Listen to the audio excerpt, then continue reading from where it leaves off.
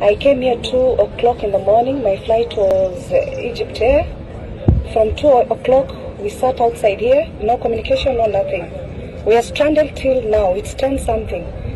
We haven't heard from any airline or anyone. Ingekuwa ni wao, tukingechelewa wangetupiga fine. Lakini ni sisi, we are here stranded. No one cares about us.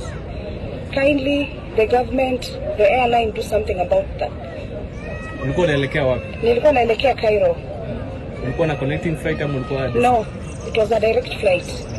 Kuna mpango wako itakuwa imeharibika wewe kuchelewa hapo? Yes.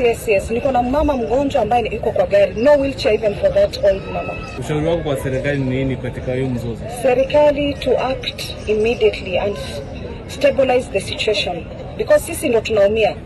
And the airline, please, we kindly request you to communicate to us. Mdave na nimetoka Kilifi.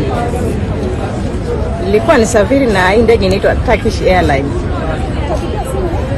Niko na 1.5 years sijaona watu wangu.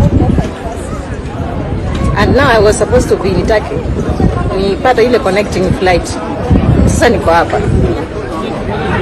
Ndege yetu ilikuwa ni saa 10:15.